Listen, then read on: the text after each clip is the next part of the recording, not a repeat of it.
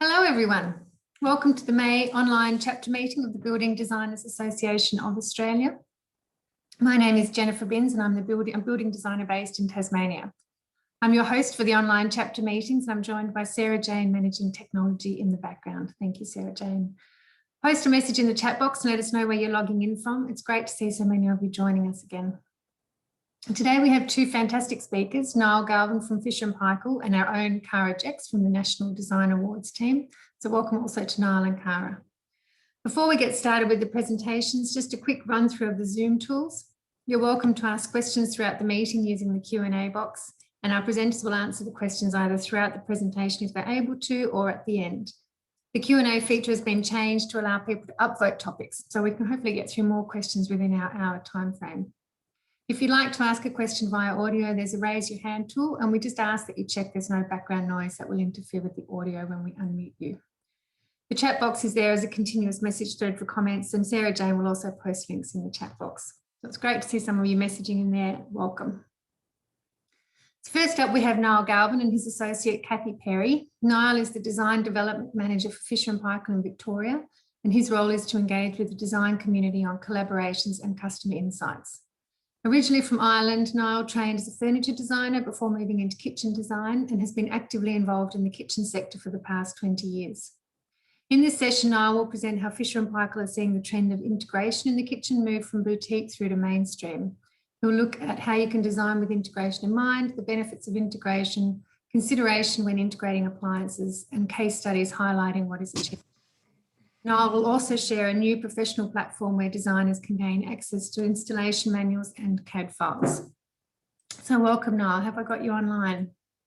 Yes, you do. Thank you so much, Jennifer. And thank you for inviting me along. It's wonderful to have you with us. So I'm going to hand over to you. Thank you so much. So,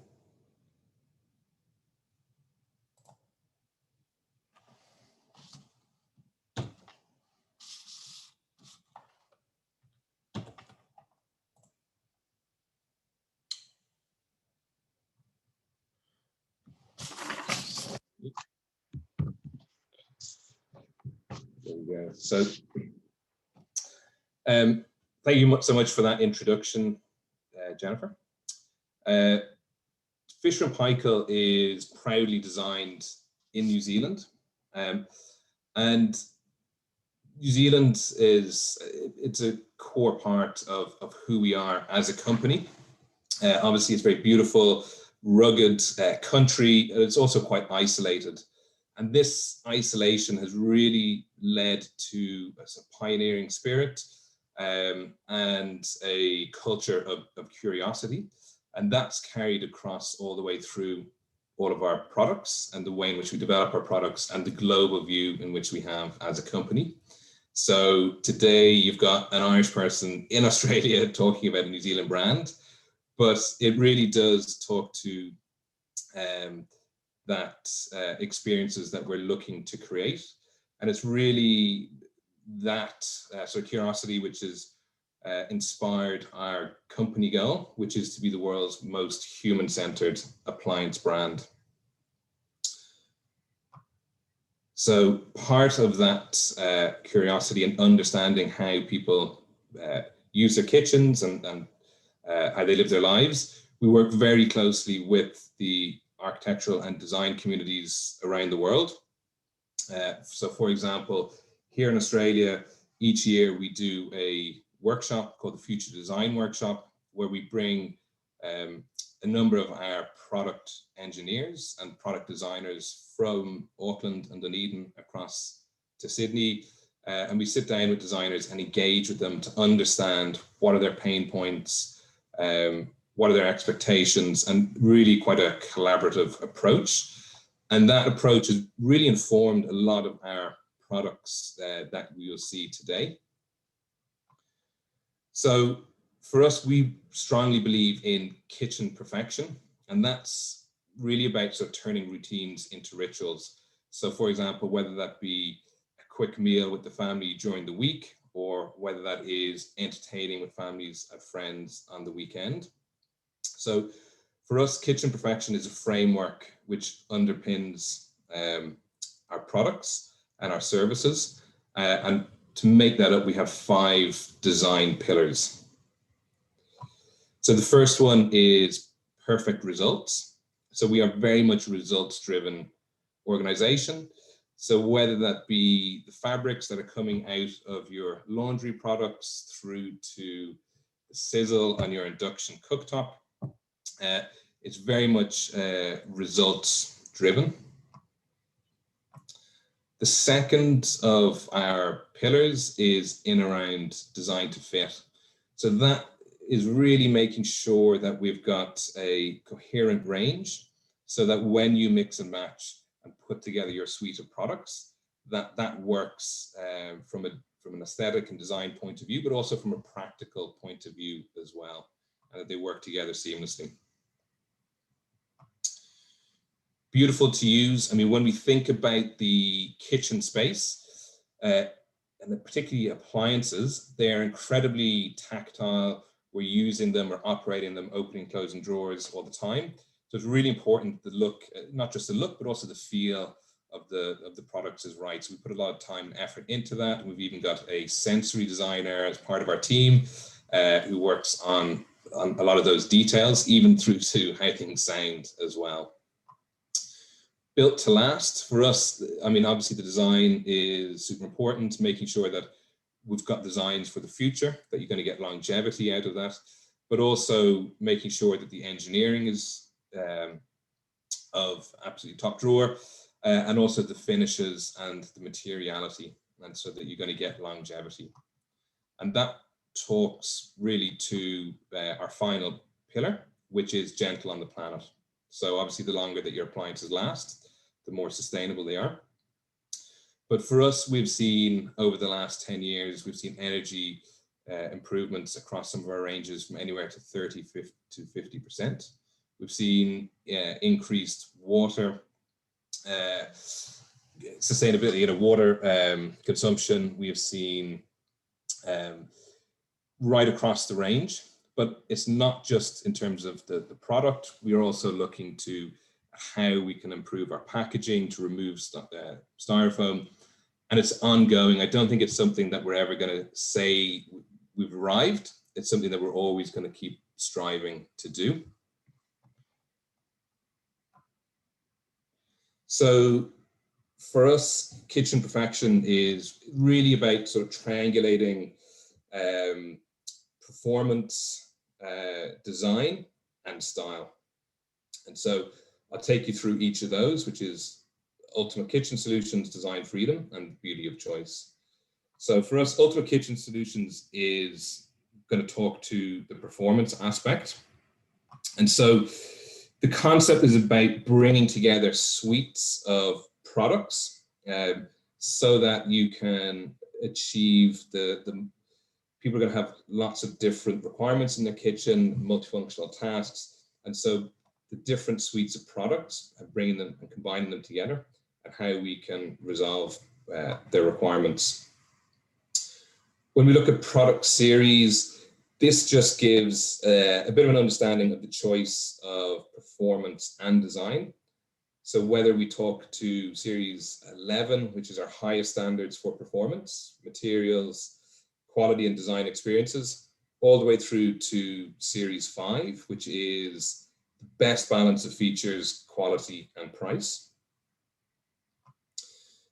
But for us, we really want to move the performance conversation away from features and focus much more on functionality. So what I mean by that is sometimes by just increasing the number of functions on a product, it doesn't actually always increase the functionality. So we like to think about how do people cook and what are their expectations, what are they trying to achieve. So it's a much more human-centered approach. And so there's 2 different ways in which in the cooking space that you can add functionality. The first one is by combining products.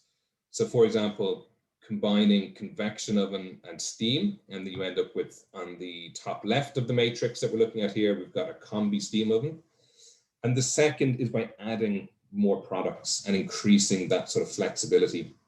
So by understanding the client's cooking needs, it just gives us a more nuanced approach in being able to solve that solution.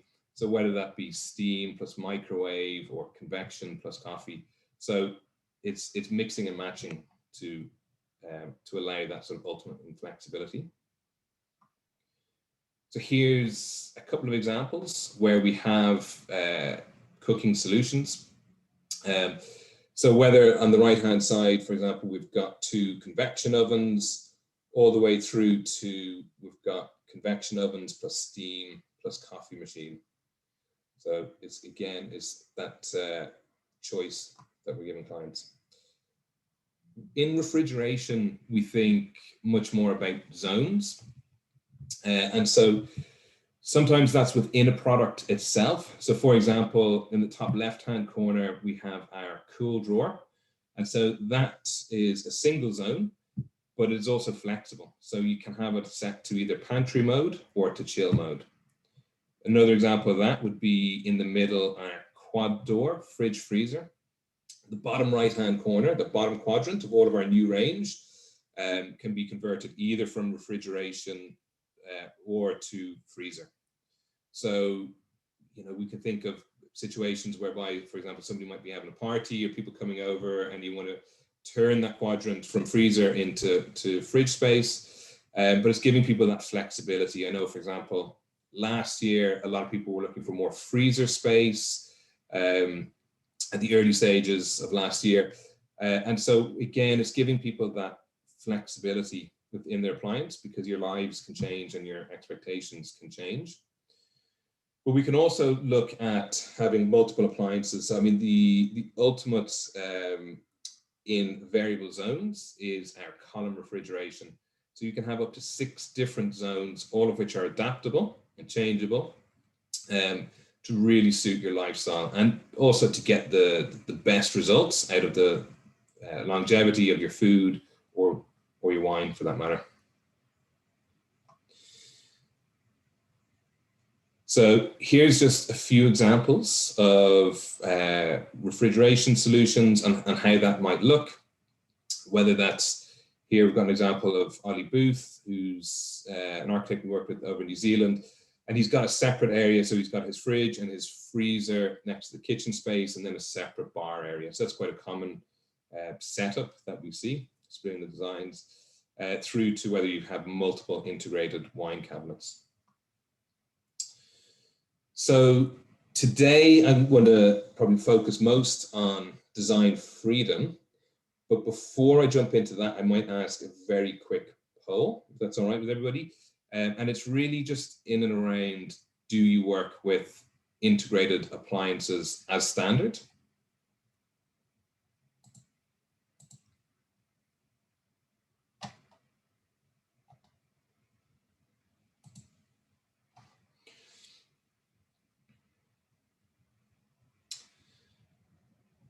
So I think that just gives us really good feedback about the market and where we are. And for us, talking about design freedom, it is,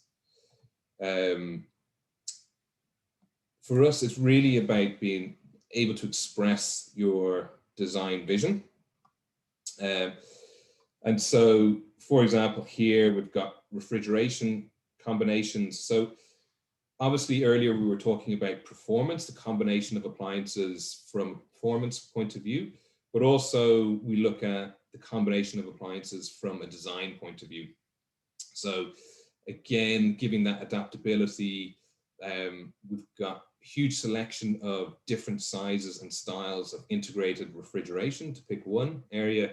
And again, that's going to be because we have to take into consideration the spaces that you're working in. So an apartment space is going to have very different requirements to someone's holiday house or home. So again, it's giving that flexibility in choice. This on the left is one of our cool drawers. And here again, this is just showing some cooking combinations. So whether you have a space for a bank of 4 or whether you want to stack your ovens one on top of the other, that modular sort of system allows for that mixing and matching to get your ultimate kitchen design. In terms of dishwashing, we've got on the left-hand side, these are our single dish drawers. So this is a really nice setup if you have the space for it. So one either side of your sink. So from an ergonomical point of view, it's very handy. The drawer is up high, pull the drawer straight out, very easy to access.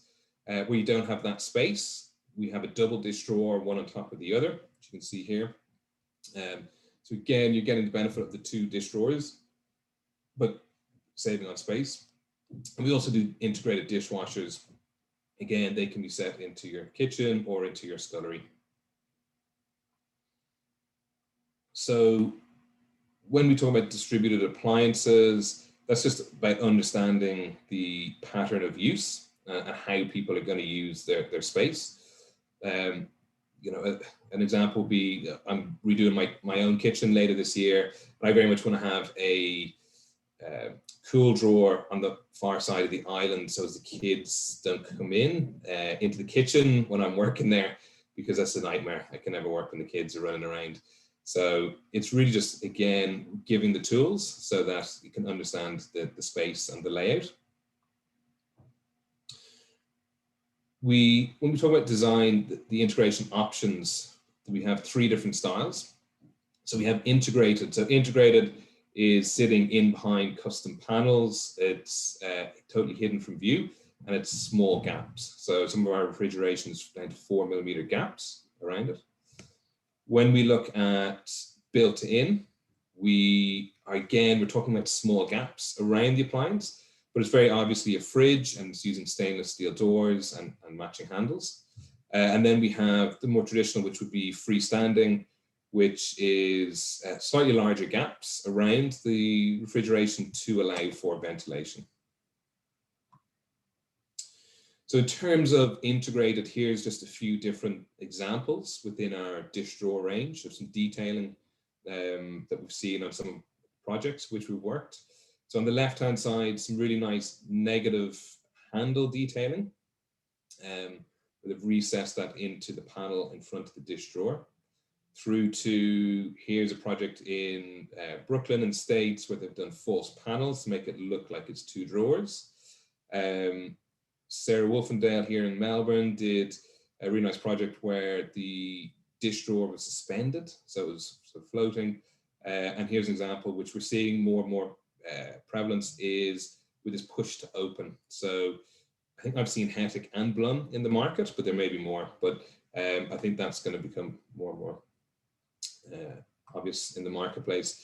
In terms of the column refrigeration, again, so it's designed so as you can run your own kicker underneath, so you don't see the grill, which is sort of the expectation here in the Australian market. But we've also seen examples where people have extended the door beyond the fridge door to reduce the amount of lines in the kitchen space. Again, you really just need to make sure that you're working to the weight limits of the actual door hinges within that. Wine cabinets, again, lots of different installation styles, whether you go for stainless steel and or the integrated handles. Cool drawers is really interesting. We've seen these going into hotel rooms. I really like the application here by Carol Whiting, where it's in a freestanding piece of furniture in somebody's living room. So if somebody's very lazy like myself and doesn't want to have to walk too far to grab a drink, it's a really nice solution. But you can see it here on the right-hand side. It's actually tucked under a bank of tall units. So again, really flexible appliance. And we often see it sort of complementing a set of other refrigeration in a kitchen setup. So the beauty of choice, that really talks about the style. And so for us, yes, we want to talk about the different types of products, but we also want to give a portfolio of different styles to suit different types of kitchens and what that is. So we have 4 different styles of Fisher & Paykel. So minimal is probably the most popular amongst the design community. It is very sort of singular aesthetic, very minimalist. It's black on black. It's probably the closest that you get to integrated in an oven range.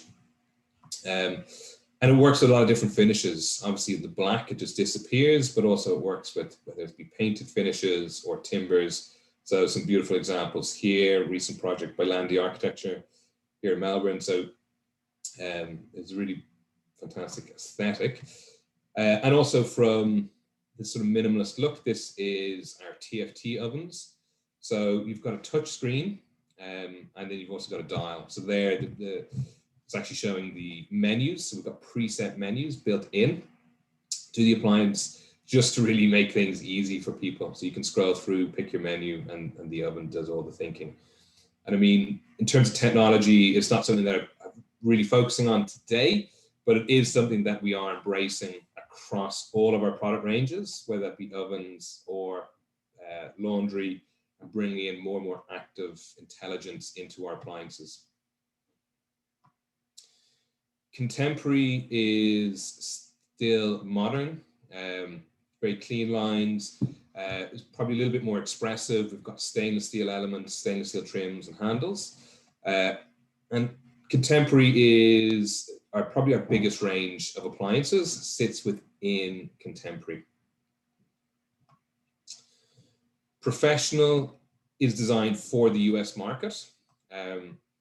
It's big, it's bold, it's everything you'd expect to see in the States. And it is something that we are considering bringing across to the Australian market.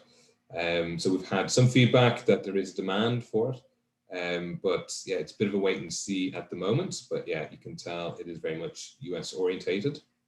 And our last style is classic. So classic is still relatively new to Fisher & Paykel, but we've had a huge response since bringing it to market. And although it's got a very classical look, it is still using very much modern technology in terms of the way in which the ovens are constructed and the heat generation in the ovens, but also we offer both gas cooktop or induction cooktop. Even nice little details like in the top of the range product, TFT clock, also is a control panel, and you can even have the bottom section here as a warming drawer. Interesting enough, we also see that it can go into sort of modern and contemporary kitchens, and that can create quite an interesting style and aesthetic as well. So although it is a more traditional style, I think that can really work as well. So lastly, I'd just like to very briefly touch on our trade resources platform. So what that is we have been working very hard on improving all of the tools available to architects and designers. And we're releasing a whole lot of new CAD, ArchiCAD, Rivet content on our website, as well as new installation manuals and tech guides. We're going to make it all open source. It's very easy. You don't need to register, and that's going to be going live in about 6 weeks' time. There's some really, really good data on there, and hopefully that will assist in saving people time when working with Fisher & Paykel.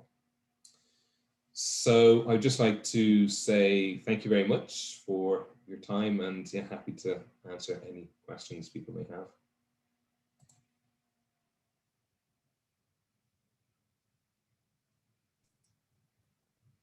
Thanks, Niall. That's great. There's some few questions coming through. Kathy, are you going to some of those questions, or would you like me to out? I'm in the process of answering some now, so I can continue that, but you can read whatever you like, so I can continue to give. Sure. I'm just wondering whether you want to. I'm just going to email them to Kathy anyway, so. I'll just read out a couple if I said might be of interest.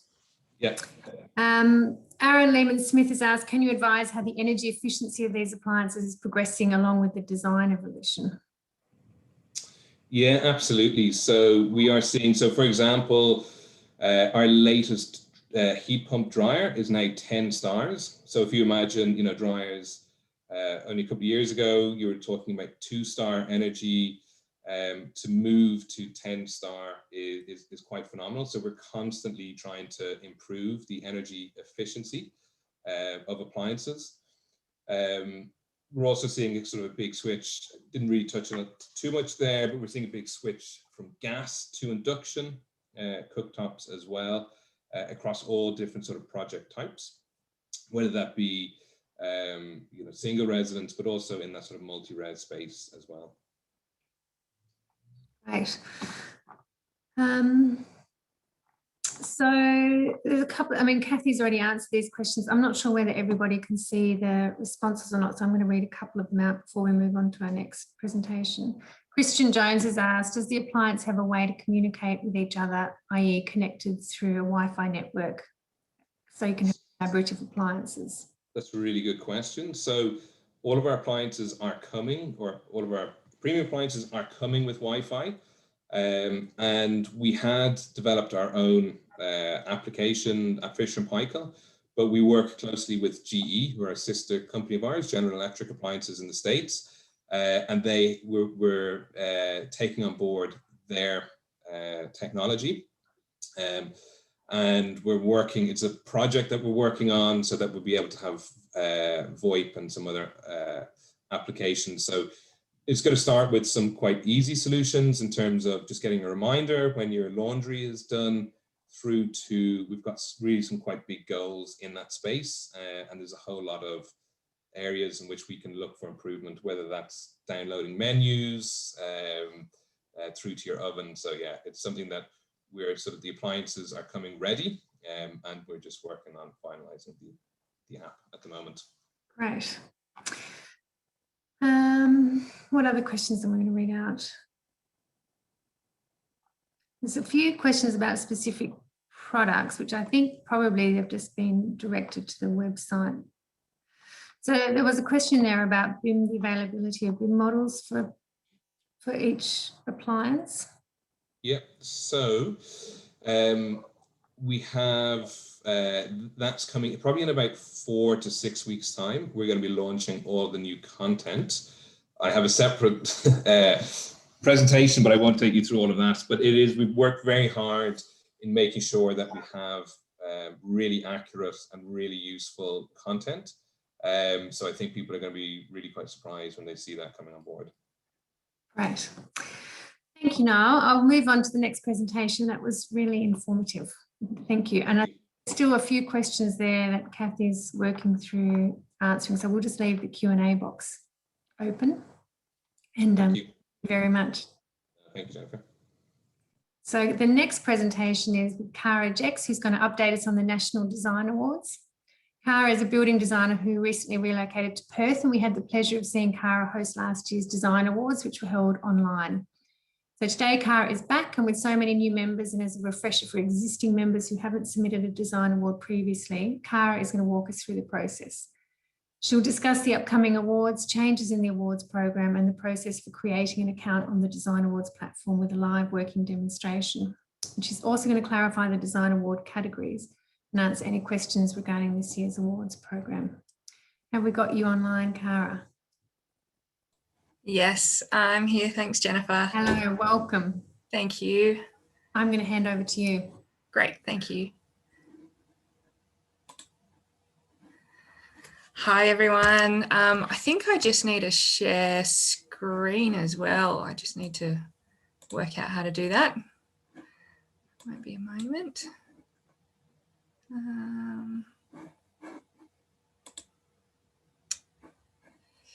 Sorry, SJ, I might need a bit of a hand with my screen share. Oh, here we go. Found it. Okay. All right. Can everyone see that the National Design Awards? Yes, perfect. Yep. Fantastic. All right. Yeah, so it's an exciting time of year. As the awards opened last month, and there's just under 6 weeks to go. They close on the 13th of June, which is a Sunday, so you have some last minute time over that last weekend for submissions. But we're here to hopefully get everyone motivated to start early. You know, awards are great for, they're great to enter. There's a lot of benefits. I think probably most of you are aware of those benefits, but they're a great opportunity to market your business and showcase your work, as well as celebrate the work that's coming out of our industry. And I'd say if you know someone who is producing great work and might need a little bit of encouragement or a prompt, you know, to perhaps enter some of their work and show off what they're doing, then perhaps you can be that encouragement for them, if not you. All of our winners are published in the Winning Design magazine each year, and that goes out and is retailed in news agencies across Australia, as well as being distributed across the industry.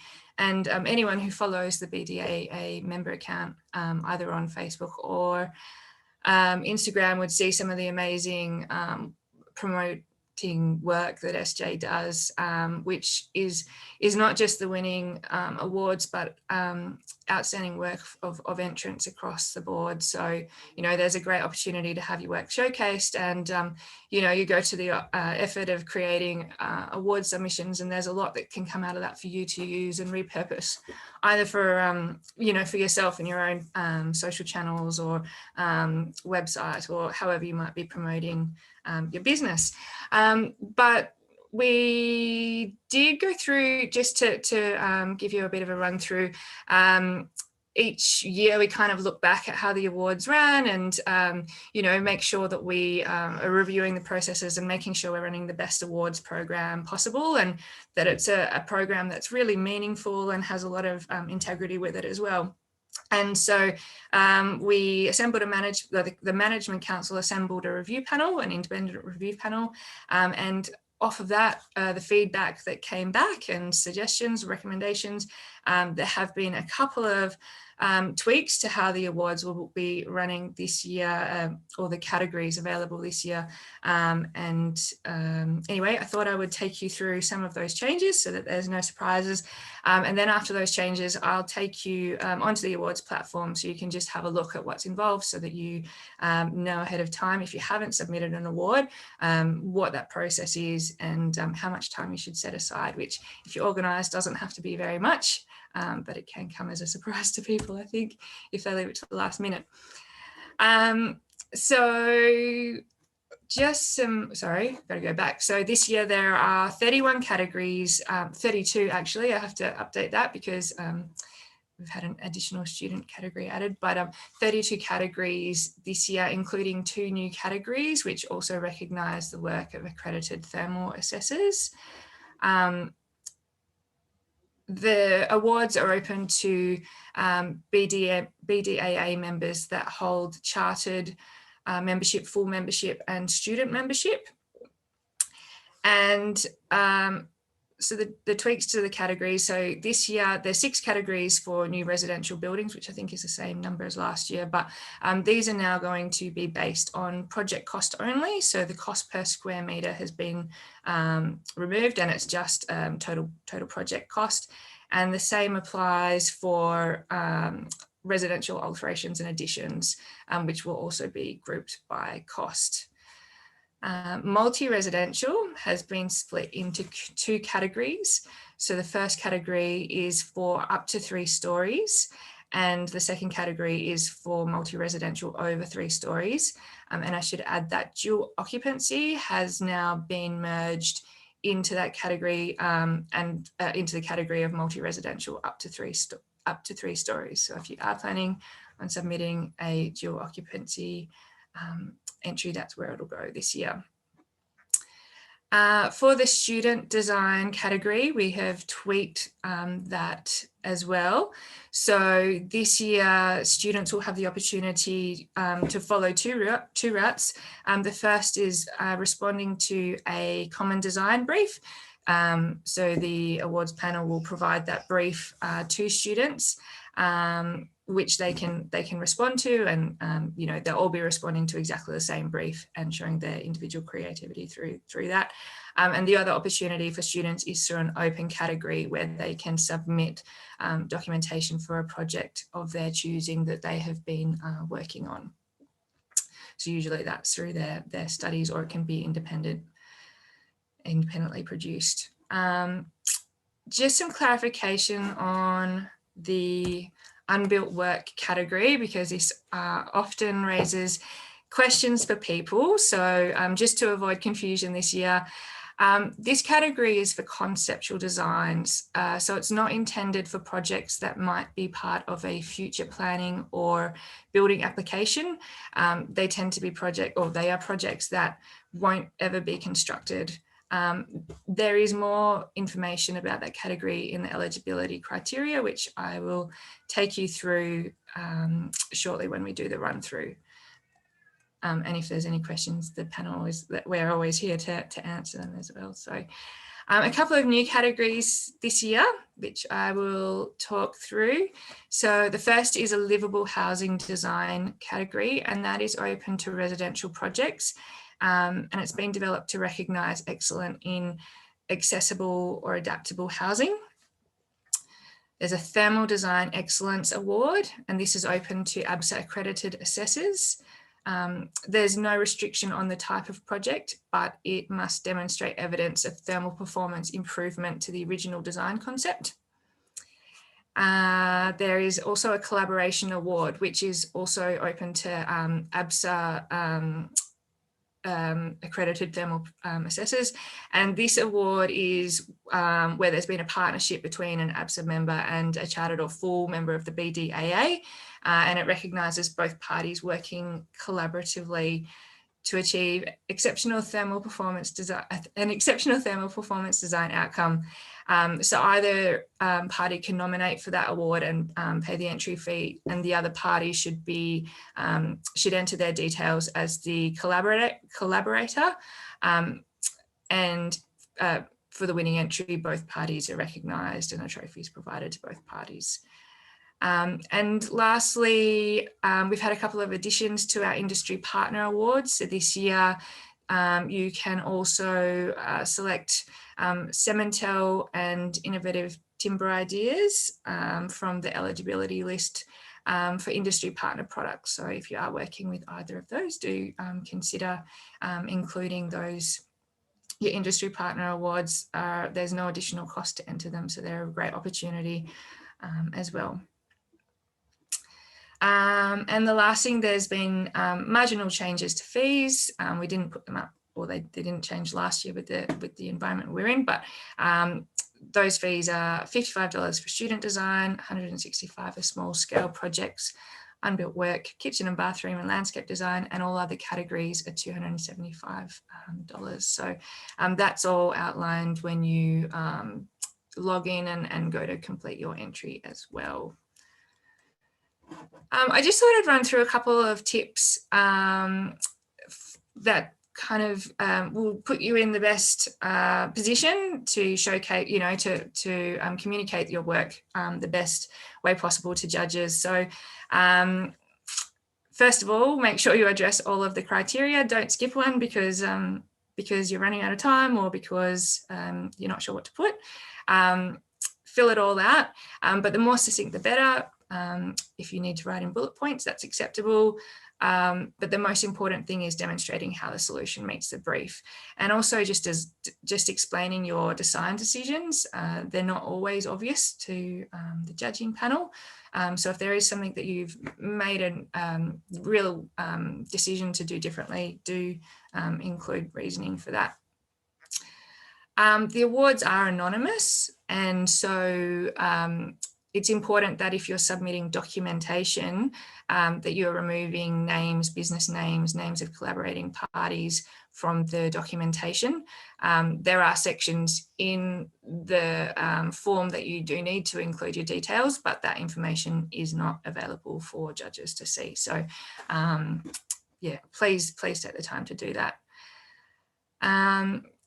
Photos are important, so you can submit up to 20. You know, try to get photos as high quality as possible that really showcase your work in its, you know, finished form. Some projects might be eligible for more than one category, so just have a look and make sure that you're considering your options and working out the best category for that award or for that entry. You can submit one project in more than one category if it's relevant. And when you do enter them, make sure you read the conditions and make sure that you're meeting the criteria. So some obvious things, but I think are worth mentioning. The entrant has to be the primary author and coordinator of the project. Awards are open to full members and chartered members only, as well as students, and for the ABSA relevant awards, ABSA members. The project completion date must be within the last 5 years. And I'll run you through I'll show you where to get the eligibility criteria in the platform, so you can double check anything that's not clear. As I mentioned, leave yourself enough time. The process actually isn't lengthy, but it can be if you haven't got all your documentation together and you need to have a look for anything in particular, or gain approvals, or missing a photo.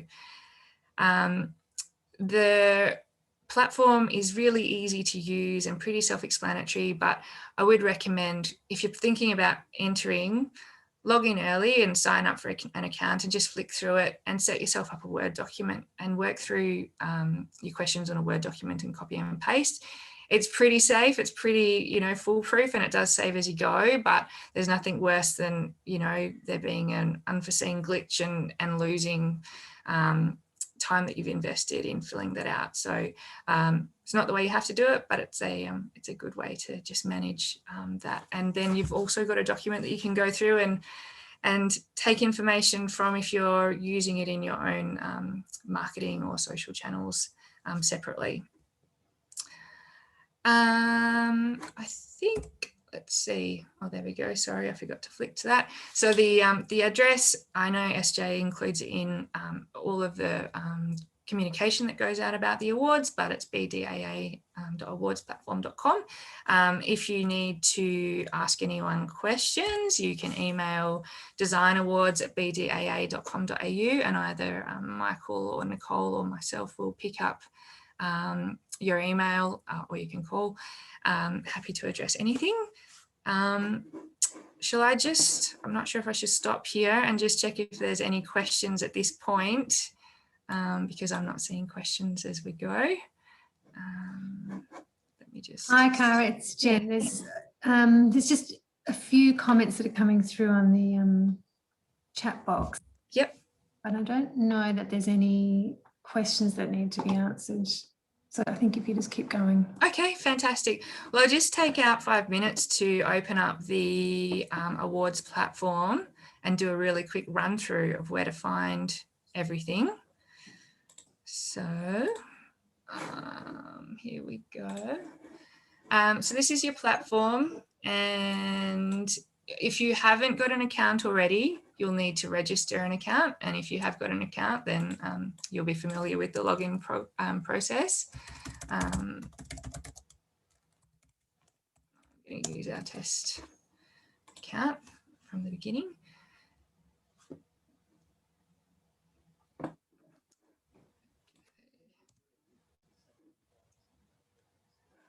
Okay, you won't get a forbidden message. You'll come to this page, will be the first page that you see, and there's a great overview here of pretty much everything that I've run through, from your submission dates and deadlines, the changes that I've just talked through that are for this year, different to last year, your entry fees, and just your eligibility and entry requirements, which I've touched on.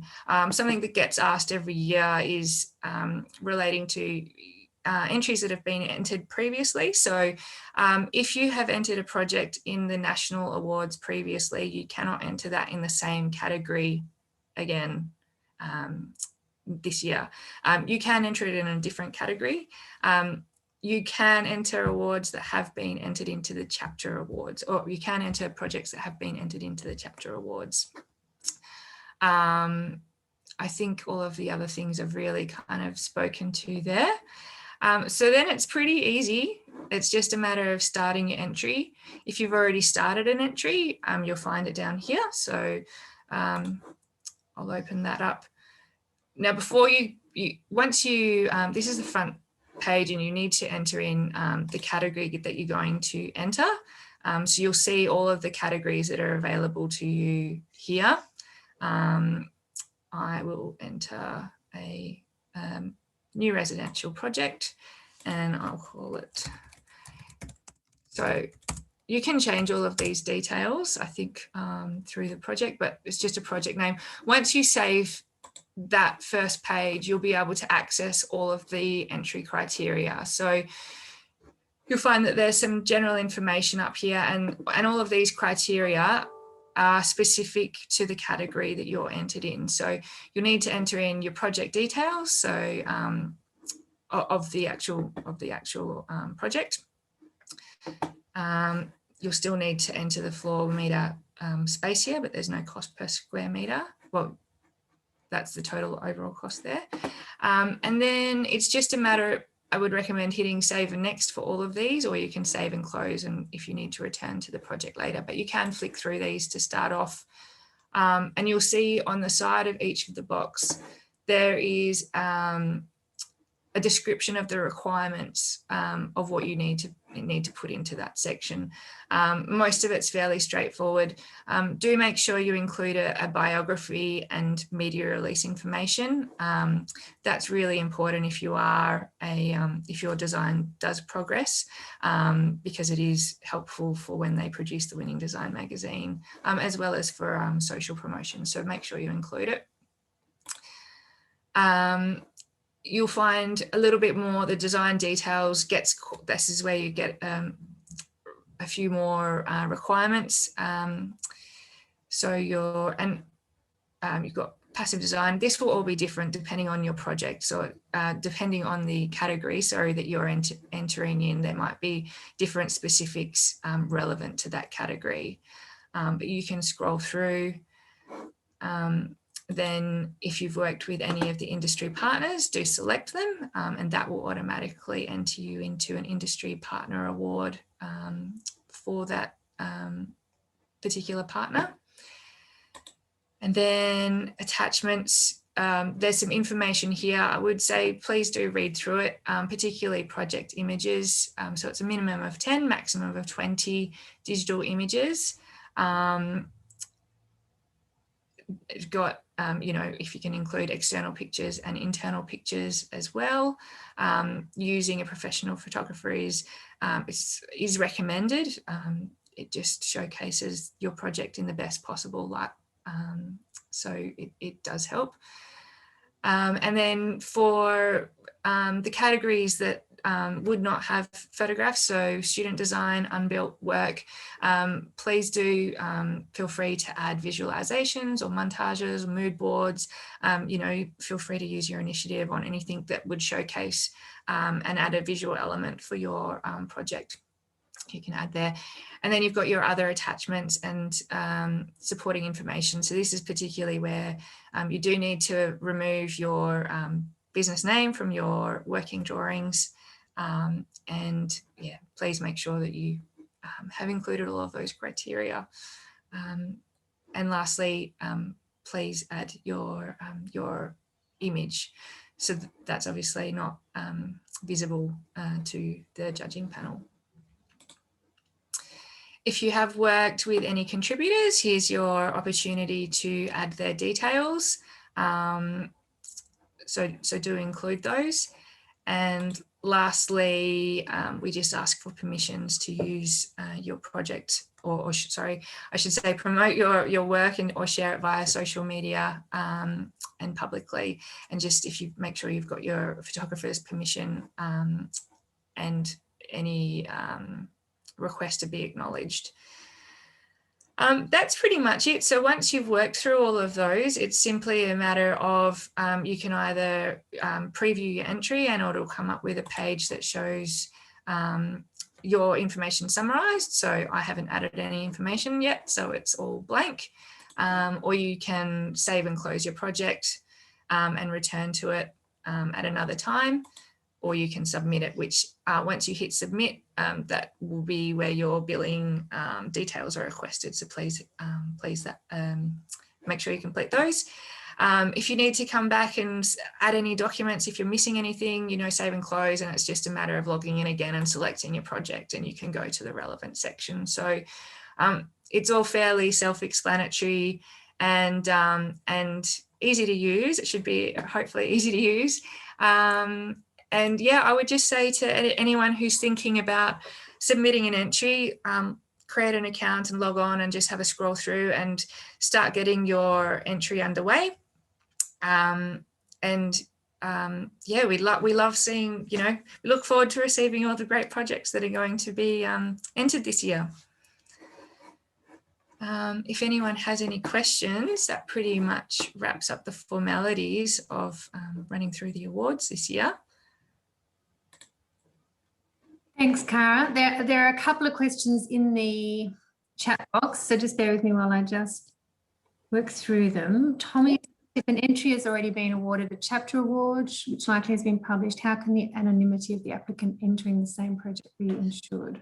So it's actually, there are two separate judging panels for one. So any judges who are familiar with your award from the chapter awards will not be on the panel for the national awards, generally speaking. I think the panel even this year is going through a slightly different process. You know, it can't be completely 100% vetted in terms of, you know, if your project has been splashed all over social media. But, you know, when it comes down to it, judges are looking at a lot of awards and that have to have a pretty extreme familiarity with your project. It's more about removing names from the documentation, because that's what they're going to be looking at and where the association is going to be. So we do, you know, aim to keep it as anonymous as possible, and it's generally pretty anonymous, I can say, from past years.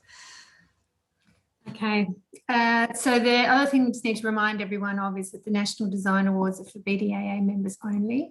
If you're not a member of the BDAA, we're currently offering $100 off membership and waiving the $100 administration fee from full membership. So student members, full members and charter members are only people that are able to enter the design awards. Associate practice members need to upgrade to participate. I don't think there's any other questions there unless I'm missing anything. No, I can see one from Andrew. If an entry is rejected before a judging process because it doesn't meet the criteria, is there feedback to the entrant? Usually if it's, there is a moderation process, and usually it's usually because it doesn't meet the criteria of that particular category. So yes, usually there is a suggestion as to where a better placed category for that award would be, or sorry, for that entry would be, Andrew. But it's, you know, unlikely that it would be rejected unless it didn't meet criteria, in which case it would usually belong in a different category. Okay, thank you, Cara. So are there any other questions before we move on? Who are the judges this year? There's a question here. Oh, sorry, you a question. Can the same entry be entered into Sydney Awards too? I'm assuming that is about chapter awards. What was that? Sorry, Jennifer. The question is, can the same entry be entered into Sydney Awards, which I'm assuming is a reference to chapter awards. Yeah, so the New South Wales, the regional awards, I think, are currently closed though, but they will be announced Friday, if I'm not mistaken. And yes, those awards from chapter awards can be entered in the national awards, just not the other way around. Okay. Did you have another question there that you saw? I can see one that asks, who are the judges this year? I can't confirm that yet, Louise, but the panel this year will be an independent panel, and I haven't got any further information yet. Okay, thank you. I think that will wrap everything up. Welcome. Yeah, if anyone has any questions, just shoot through an email to the Design Awards email address, and we look forward to receiving all the great entries. Yes, we'll look forward to seeing it all come together. Easy. Thanks, Cara. All right. Thank you. See you then. Bye. So that will wrap up the meeting for today. So there will be a QR code on the screen for your CPD point. So the next online chapter meeting will be Tuesday the 1st of June at 1 p.m. So keep an eye out for the registration email. We'll have Matt Press, the Director of Construct New South Wales, the Office of the New South Wales Building Commissioner, discussing changes to the regulations. So that will be an important one to join in with. So thank you very much to our presenters and those who contributed questions, and thank you to everyone for joining us. We look forward to seeing you at the next meeting in June. Bye for now.